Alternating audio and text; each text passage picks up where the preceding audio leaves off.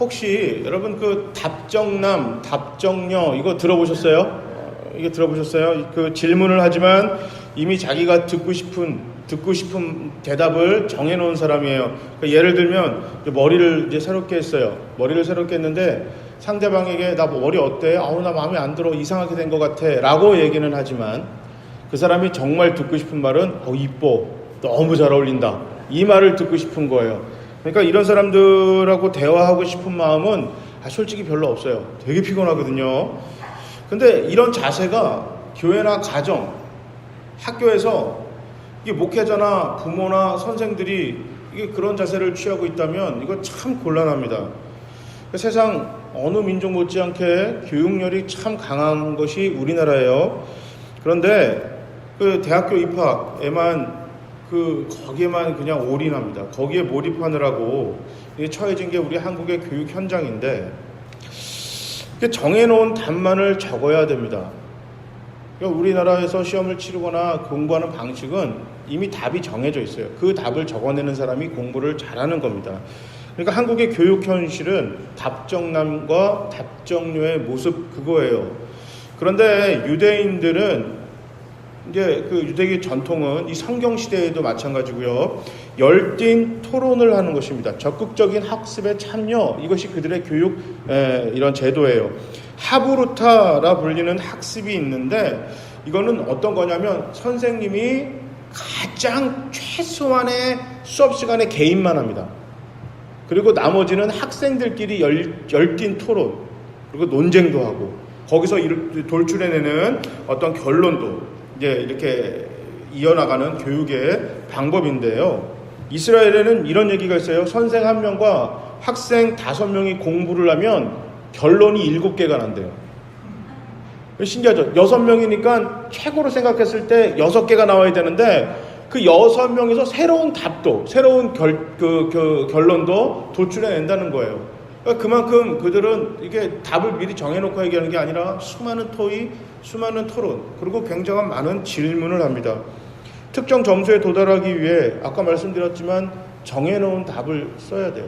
그러니까 아내가 대학교 교수다 보니까 특히 이제 영문학 교수다 보니까 이 시험을 보러 오는 친구들이 대학원생들이나 학부생들도 있대요. 논술을 보면 이거는 진짜 학원에서 무슨 풀빵 찍어내듯이 똑같이 찍어내더랍니다. 어떤 주제를 갖고 쓰는데 무슨 방식이 있는지 10명 중 8명은 글 쓰는 방법이 그러니까 글 내용과 형식이 거의 비슷하대요. 그러니까 마치 베껴 쓴 것처럼.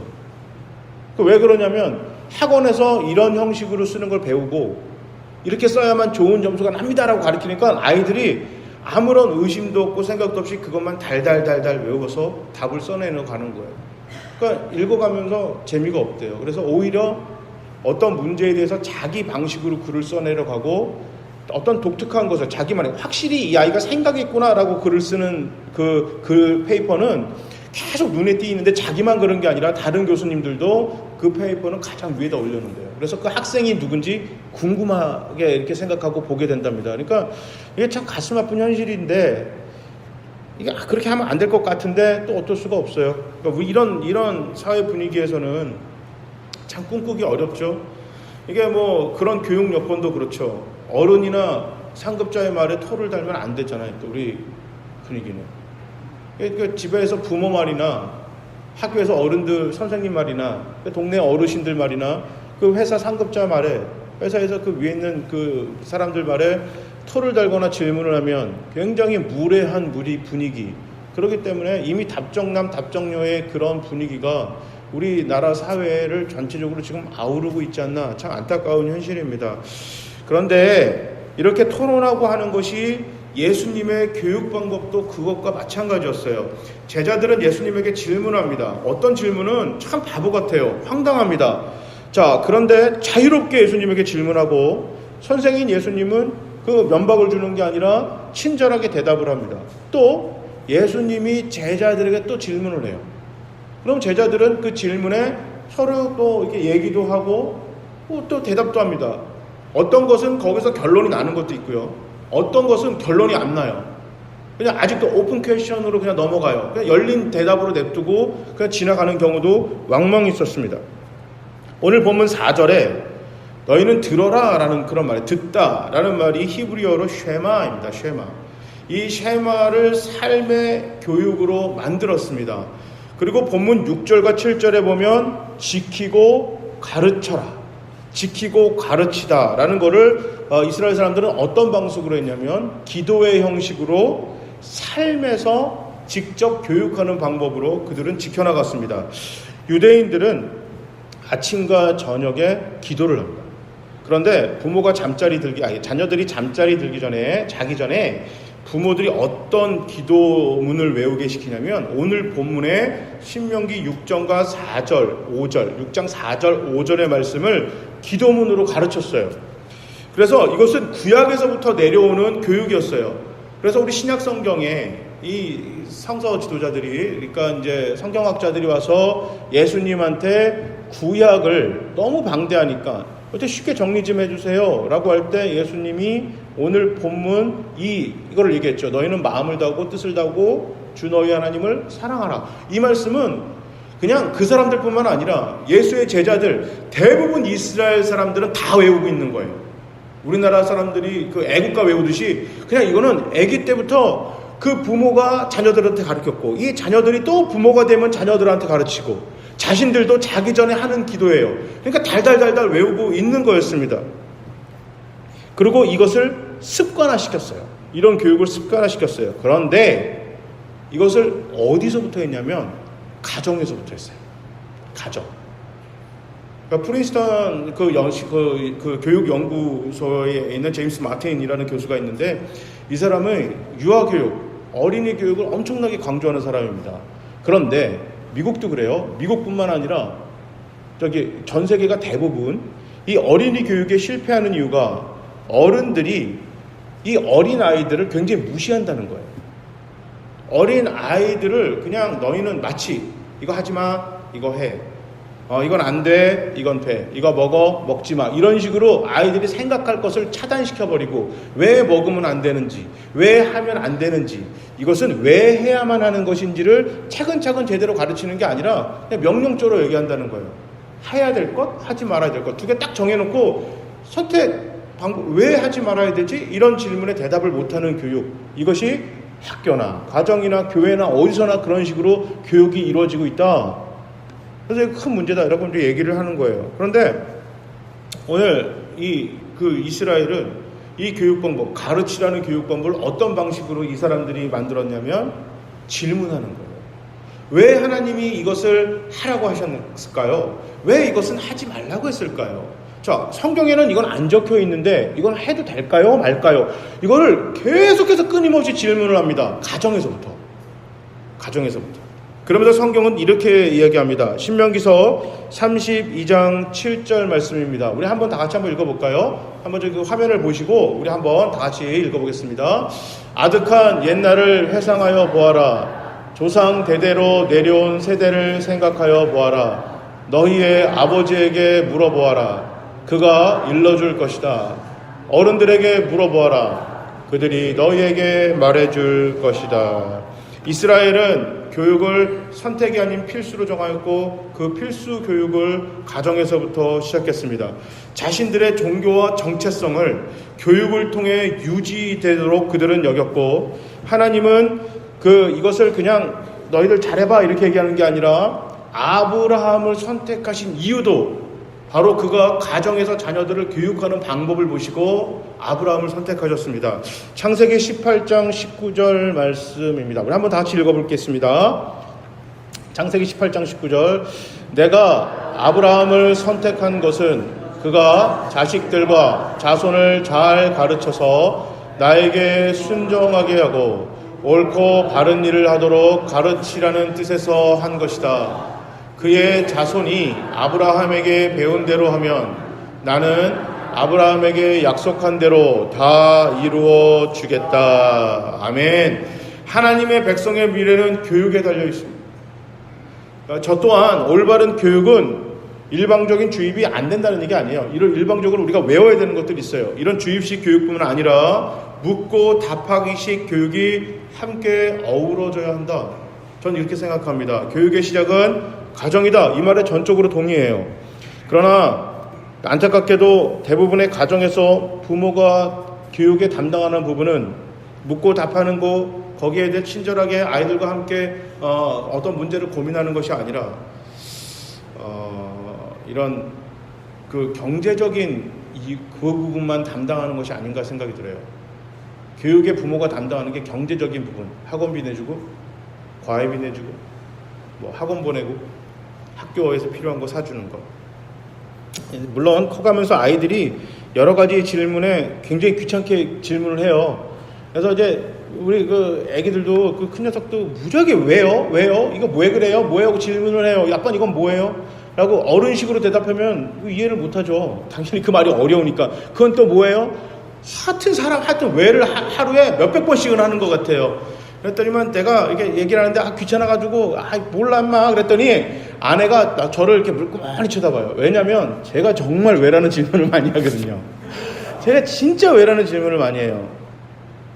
그러니까 와이프가 옛날에 그 연애할 때도 오빠 그냥 그래 나 모르겠어 질문 좀 하지 마. 그리고 저는 이게 왜 그럴까? 이게 너무 궁금한 거예요. 왜 그럴까? 그냥 해가 아니라 이걸 왜 해야 되지? 라는 거 얘기해주면 훨씬 낫잖아요. 이해하고 할 수 있으니까. 왜 그럴까? 자, 이게 사설학원 다니지 않으면 이게 사교육하지 않으면 대입 경쟁에 밀리고, 그러니까 자녀들이 취하게 된 습관은 교육의 내용이 아니라 학원 버스 타는 거 아닌가 생각해요. 학원 버스 타는 거. 묻고 답하기가 있을 수가 없죠. 교회도 마찬가지예요. 제가 신대원 다닐 때 교수님들에게 질문하기가 참 어려웠어요. 그러니까 상식적인 질문. 예를 들어서 교수님 저기 이렇게 칠판에 뭘 썼는데 칠판에 글씨가 잘 안 보여요. 이런 건 괜찮아요. 숙제가 언제까지죠? 페이퍼 언제까지 내라고요? 이런 질문은 괜찮은데 뭔가 근본적인 질문이거나 교단의 방침이라든지 우리 교단이나 이렇게 나오는 교리에 대해서 질문을 하면 굉장히 불편한 상황에 맞닥뜨려집니다. 굉장히 불편해집니다. 그래서 교회에서도 그래요. 교회에서도 그 목회자 관계는 굉장히 강력한 수직 관계입니다. 강력한 수직 관계예요. 그러다 보니 이게 그런 교육을 받고 교육자가 되었으니 성경에서 이야기하는 이런 묻고 답하는 식의 이런 교육은 거의 불가능하다고 보시면 돼요. 왜냐하면 그런 걸 배워본 적이 없기 때문에. 본 적도 없고 배워본 적이 없어요. 그냥 말 그대로 까라면 까는 겁니다. 하라면 해. 그거 질문하지 말고 하라면 해. 이게 그냥 교회에서 목사가 되는 과정에서 그냥 수도 없이 들었고 그게 좋은 부교육자였어요. 담임 목사 말에 토달지 말고 질문하지 말고 하라면 하는 그 부교육자. 이 부교육자가 정말 성실하고 충성된 종이에요. 그러다 보니 어떻게 돼요? 내가 맞는 부서의 어린이 교회가 됐던 청소년 교회가 됐던 젊은이 교회가 됐던 장년 교회가 됐던 내가 맞는 부서에 그런 식으로 할 수밖에 없는 거예요. 그런 식밖에 할 수가 없어요. 목사님 이거 왜 하는 거죠? 몰라요. 그냥 하세요. 그래서 교회에서도 훌륭한 성도는 그 교회가 결정한 일에 궁금해하지 않는 거예요. 미국에서 참 가슴 아픈 얘기했어요. 교회의 가장 좋은 성도는요. 1년에 한 80%만 대회에 참석하고 헌금을 완벽하게 하며 목회자 말에 토달지 않는 성도가 제거 좋은 성도다라고 미국 교회에서 유명한 얘기가 있어요. 비꼬는 얘기거든요. 이게 잘못된 건데 이게 어쩔 수 없어요. 배우고 그런 답정녀 목사 그런 부모가 될 수밖에 없는 게 우리가 보고 배운 게 그런 것밖에 없어서 그렇지 않은가 생각합니다. 따르던 스승 예수가 죽었습니다. 그의 제자들은 패배자가 되어 다 도망갔습니다. 3년간 그의 스승의 교육이 무색할 정도였습니다. 자, 예수님이 실패한 선생님인가 실패한 교육자인가 이런 모습이 보이는 것 같습니다. 그러나 얼마 지 않아 그들에게 큰 변화가 일어납니다. 도망간 겁쟁이들이 갑자기 목소리를 높여 예수를 전파하기 시작합니다. 자기들도 먹을 거가 없는데 나 한 끼 굶고 다른 사람 먹이지 하며 어려운 사람들을 돕기 시작합니다. 폭발력이 어마어마하게 일어났습니다. 사도행전 2장 2장 우리의 44절부터 47절은 그들의 변화된 삶을 이렇게 소개합니다. 우리 다 같이 한번 읽겠습니다. 믿는 사람은 모두 함께 지내면서 모든 것을 공동으로 소유하고 재산과 소유물을 팔아서 모든 사람에게 필요한 대로 나누어 가졌다. 그리고 날마다 한 마음으로 성전에 열심히 모이고 집마다 빵을 떼면서 순수한 마음으로 기쁘게 음식을 먹고 하나님을 찬양하였다. 그래서 그들은 모든 사람에게서 호감을 샀다. 주께서는 구원을 받는 사람을 날마다 더하여 주셨다. 아멘. 도대체 무슨 일이 있었기 때문에 그렇게 찌질했던 제자들이 변했을까요? 예수는 죽기 전에 제자들에게 하늘에서 성령이 내려오면 지금까지 예수님과 그들이 나눈 질문과 대답들이 생각나게 될 것이고 너희가 알고 있는 것이 깨닫게 되어져서 그 깨달음이 그대로 삶으로 이어질 것을 말씀하십니다. 요한복음 14장 26절 말씀입니다. 우리 한번 다 같이 읽겠습니다. 그러나 보혜사 곧 아버지께서 내 이름으로 보내실 성령께서 너희에게 모든 것을 가르쳐 주시고 또 내가 너희에게 말한 모든 것을 생각나게 하실 것이다. 아멘. 제자들의 삶이 변했어요. 그런데 전혀 그들에게 없던 게 생긴 것이 아닙니다.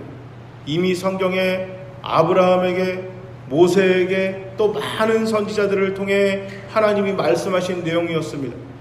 스승인 예수를 통해 알았던 내용이기도 하고요. 무엇보다 그들이 자라면서 평소에 가정에서부터 부모와 질문을 하며 대답하고 그렇게 해서 그들이 알았던 사실들이었습니다. 알고 있었으나 행하지 못할 뿐이었습니다.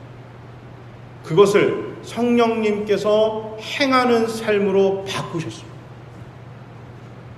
우리가 성령 충만, 성령의 은혜를 받아야 하는 이유가 바로 여기 있습니다. 교회를 다니면요, 설교를 통해, 성경 공부를 통해, 좋은 책들을 통해, 찬양을 통해 수많은 지식들이 머릿속에 입력이 됩니다. 그런데 그렇게 살지 못하는 것 뿐이에요. 그렇게 살기 위해서는 뭔가 이게 시발점이 필요한데 이 불을 당기는 게 누구냐면 바로 성령님이세요. 그렇게 살게끔 도와주시는 분이 성령님이시기 때문에 교회가 성도들 안에 성령이 넘치는 은혜가 사모하거나 그게 없으면 못 사는 거예요. 그렇게 못 살아요. 행하지 못합니다. 왜냐하면 사람은 잘 변하지 않기 때문이에요. 잘 변하지 않아요. 그래서 교회에서 이 체험을 성령의 체험을 하고 또 그 체험을 통해 우리가 변화된 삶을 이뤄내보는 이런 경험이 없으면 그 하기가 너무 두렵고 그렇게 평생 못 살다가 가는 거예요. 평생 못 살아요. 그래서 여러분 그래서 그게 있어요. 경험한 사람은 경험하지 못한 사람들을 이해시키기가 너무 어렵고요. 경험해보지 못한 사람은 경험한 사람을 이게 그 사람의 삶을 또 받아들이기가 참 어렵습니다. 대표적인 예가 군대예요. 군대. 남자들 모이면 주장창 군대 얘기합니다. 이게 뭐 20대, 30대, 40대, 뭐 70대까지 상관없어요. 무조건 군대 얘기를 해요. 왜 그러냐면 그들에게는 아주 그 특수한 상황이기 때문에 그래요. 그 여성분들 되게 죄송하지만 이거 되게 싫죠. 어떨 땐 너무너무 듣기 싫어요. 남자들끼리 모이면 군대 얘기하거든요. 왜냐면 군대 갔다 왔으니까. 비슷한 그 경험을 공유했기 때문에 이 얘기를 하면 대충 감이 오는 거예요. 근데 여자분들은 들어서는 아는데 이 감이 없으니까 지겨운 거예요. 그렇죠. 그 다음에 이게 요즘은 좀 덜하죠. 집에서 그 가정일을 하는 게 얼마나 힘들고 어렵고 빡센 건지 안 해보면 몰라요. 아니 그냥 이게 뭐 청소하고 밥 좀 차리고 뭐 하면 되지 그 뭐 했다고. 근데 저 조금 해보니까요. 와 이게 무지하게 할 게 많더라고요. 유학생활 하다 보니까요. 이게 청소했는데 10분 만에 다 어지러져 있어요. 10분 만에 어지러 있고 좀 빨래가 이렇게 참 이 고도의 기술을 요하는 건지 진짜 몰랐거든요. 세탁기가 이렇게 어려운 건지도 몰랐고. 여기 미국 생활하면서 야 이게 보통 일이 아니구나. 그래서 저희 어머니가 옛날에 점심을 차려주시고 저녁에 뭐하지? 라고 얘기했을 때 벌써부터 저를 걱정하시나 했는데 유학생활 할 때 점심 먹고 돌아서면서 저녁에 뭐 먹냐? 이런 생각이 자연스럽게 나오는 거예요. 이게 경험해보지 않으면 이게 모르는 겁니다. 그래서 목사가 그 사회 경험을 많이 안 해보니까 성도님들이 얼마나 더럽고 치사하게 돈을 벌고 있는지, 그래서 그분들이 내신 11조 헌금이 얼마나 귀한 건지 잘 모르는 거예요. 근데 그래서 제가 이 미국에 있을 때 그 목사님이 그런 얘기 하시길래 그럼 어떻게 해요? 일하러 다닐까요? 그러니까 그러지 말고 교회를 직장이라고 생각하세요. 아니, 직장입니다. 목사들은, 교육자들의 직장은 교회입니다. 그래서 여러분 더럽게 치사하게 일하세요. 어렵게 일하세요. 그래서 당신들이 받아서 내는 그것이 성도들이 하는 거와 비슷한 그 어려움이 있을 것입니다. 그렇게 꼭 생각하십시오. 라고 생각하면서 마음을 바꿔서 일했더니 그 헌금이 얼마나 귀한지, 우리 성도님들이 얼마나 힘들게 일하고 있는지 좀 마음이 오더라고요. 그래서 이제 미국에 있을 때 그 골프 연습장에서 아르바이트를 했어요. 제일 처음에. 거기서 이제 햄버거를 굽고 감자튀김하고 막 그렇게 주는 건데요.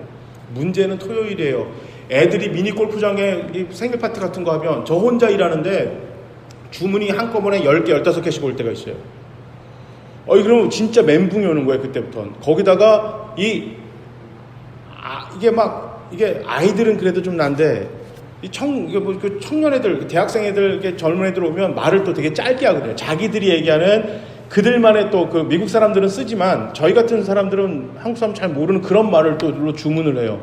그러면 그게 무슨 말인지도 몰라요. 막 정신이 하나도 없어요. 이게 튀김이 어디로 나가야 될지 뭐 해야 될지 하고 나면 막 여기에 그래서 막 손 디고 하는데요. 막 손이 디는데 그 뜨거 하고 말지 얼마나 디었는지도 몰라요. 너무 정신이 없으니까. 그렇게 하고 나면 하루에 얼마 버냐? 그럼 한 50불 정도 벌어요. 5만 원 정도 이렇게 딱 벌어갖고 이렇게 그 50불 항상 캐시를 주시는데 현금 받아 딱 그 차를 타면 집에 가서 씻고 잤으면 좋겠다. 딱 정말 이 생각밖에 안 들어요. 그런데 그날 저녁에 뭐 교회 집회 있고 막 이러면 너무 피곤하고 죽을 것 같은데 목사가 돼갖고 안 갈 수는 없잖아요. 목사가 안 갈 수는 없잖아요. 하고 가면서 제가 목사님한테 그랬어요. 목사님 저녁에 집회 좀 하지 말아요. 평일날 집회 좀 하지 말아요. 너무 힘들어 죽겠어요. 그러니까 목사님 막 웃으세요. 하고 그렇게 힘들어. 목사님은 하루 종일 교회에 앉아있으니까 안 힘들지. 나는 나가서 튀기니까 너무 죽겠어요. 그러니까 목사님이 알아서 좀 생각해 볼게요. 그러시더라고요. 근데 그 성도님들이 얼마나 힘들고 어려운 걸 알게 되는 거죠. 성령에 체험하지 않으면 도대체 저 사람들이 왜 저렇게 살까 이해가 안 되는 거예요. 다른 누군가의 생명과 풍성한 삶을 위해서 답정녀 답정남이 아닌 친절하게 그들에게 질문을 들어주고 그들의 질문을 함께 고민하고 나도 누군가에게 또 질문하고 함께 대답하며 정해놓은 답을 그냥 그대로 그냥 답습하는 게 아니라 이것을 어떻게 하면 현재 우리의 삶에 잘 적용할 수 있을까? 우리 아이들이 교회에 처음 나오신 분들이 아니면 시험에 들었던 사람들이 한 번도 예수를 믿지 않았던 사람들, 교회를 부정적으로 생각하는 사람들, 긍정적으로 보는 사람들, 모든 사람들이 생각하고 있는 그 마음을, 그 질문들을 함께 공유하고 나눌 수 있을까? 이것이 예수의 마음, 하나님의 마음이 없으면 안 돼요. 안 되는 겁니다. 이것을 어디서부터 시작하라? 가정에서부터 시작합니다. 얼마 전에 변하지 않는 교육 시스템을 지적하는 영상을 봤어요. 휴대폰, 텔레비전, 자동차, 우리의 의식주 모두 변했는데 교육 시스템만 유독 변하지 않았다. 이런 내용이에요. 미국에서 노예 자녀들을 훈련하기 위해 주입식 교육을 시도했습니다. 그 흔적이 우리가 지금 학교에서 배우는 자리 배치예요. 선생님은 앞에서 칠판에 딱 있고 나머지 학생들은 의자에 앉아서 쫙 선생님을 보고 일렬로 쫙 앉아서 이렇게 앉아있는 자세. 바로 거기서부터 이 노예 자녀들을 이제 교육하기 시작했다고 그럽니다. 자, 생각도 행동도 정해진 틀 안에서만 가능한 교육 시스템을 지적합니다. 그러면서 이게 아직도 대부분 많이 바뀌었는데 아직도 그런 교육의 방법을 많이 한다라고 이제 미국에서 만든 그런 시스템이었어요. 신기한 것은 우리 한국 교육 시스템 안에도 그런 것이 남아있어요. 일제 식민 치하를 그렇게 부끄러워하면서 일제의 흔적을 그대로 답습하는 것이 바로 학교입니다.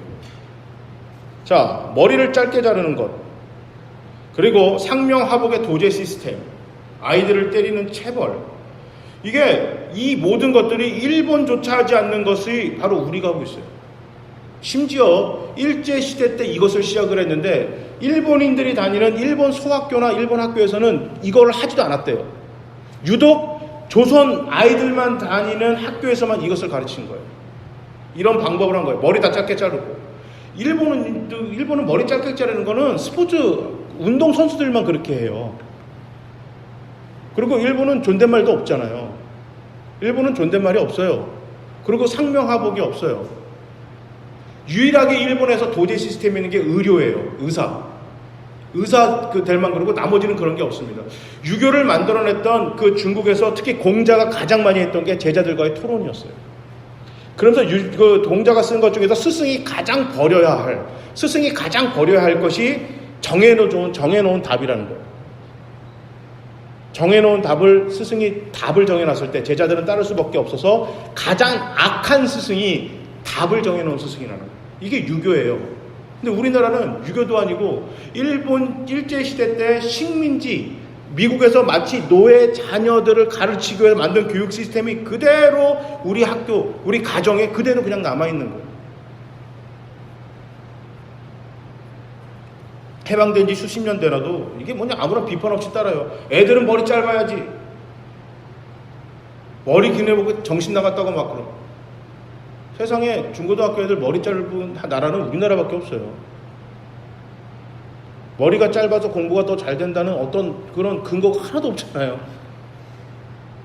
여러분 여기 남성분들 중고등학교 때 머리 짧게 하고 다녀서 공부 잘하셨나요? 아닐걸요?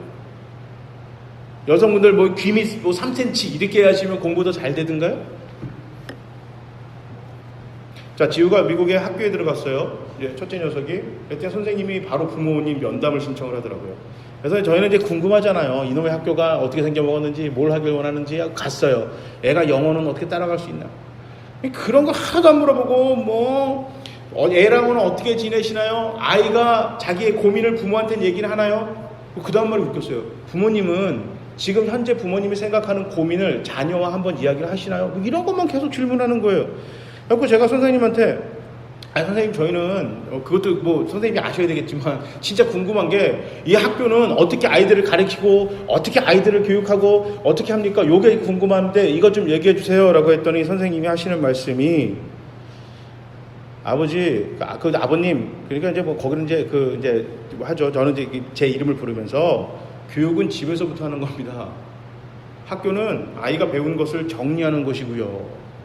교육은 집에서 하는 거고 받은 교육을 학교 와서 정리하는 거래요. 왜? 저는 황당했어요. 우린 반대라고 생각하잖아요. 학교에서 배운 걸 집에 와서 정리하잖아요. 숙제하면서. 우린 그렇게 생각하는데 그게 아니라는 거예요. 집에서 배운 걸 학교에 와서 정리하는 거. 맞는 것 같아요. 배움이 먼저 집에서 시작하는 거다. 특히 신앙이 그렇습니다. 신앙은 집에서부터 해야 됩니다. 당연합니다. 고작해야 교회는 일주일에 많아야 한두 번밖에 안 나. 특히 우리 어린아이들 자녀들이 일주일에 교회 한 번밖에 안 와요. 1시간. 나머지 시간은 다 어디에 대부분 있어요? 가정에서 있어요. 맨날 교회에서 제자교육 해봐야 가장 강력한 제자교육은 식탁에서 밥상에서 하는 밥상교육이에요. 그래서 제가 자주 얘기하는 게 자녀들 앞에서 절대 교회에 부정적인 얘기 하지 마세요. 같이 교회 다니는 어떤 사람들도 욕하시면 안 돼요. 교육자들에 대해서 흉보지 마세요. 한국 교회에 대해서 욕하지 마세요. 이거를 10년, 20년 동안 계속 들어온 아이들. 교회에 긍정적인 생각 가질 수가 없습니다. 그러니까 이게 뭐냐면 20년 동안 망가뜨려 놓고 와서 일주일에 한 번 나오는 애들을 고쳐놓으래요. 어떻게 고쳐요 이걸? 그러니까 여러분 지금부터 여러분 전도하시고 싶은 남편 부부가 있습니까? 아내분이나 남편분이 있으면 그 앞에서 절대 교회 나쁜 얘기하지 마세요. 자녀들 앞에서 정말 안 좋은 얘기하지 마세요. 안 좋은 이야기를 할 때 아니다라고 변명하지 마시고 함께 고민하세요. 이게 왜 그럴까? 어떻게 하면 더 좋은 방향으로 나갈까를 찾아야지. 그러니까 좋은 방향으로 나갈 거를 기도하고 기도 제목으로 삼아야지. 그냥 이슈, 그냥 이거를 가지고 가십거리로, 그냥 소문거리로 찾으시면 이게 굉장히 곤란한 것입니다. 오늘 성경에서 너희는 들으라 쉐마. 근데 이거를 어디서부터 하라? 가정에서 하라. 가르치는 게 보다 질문하고 서로 고민하고 생각하는 것이다. 가장 최고의 배움은 가르치는 것이다라고.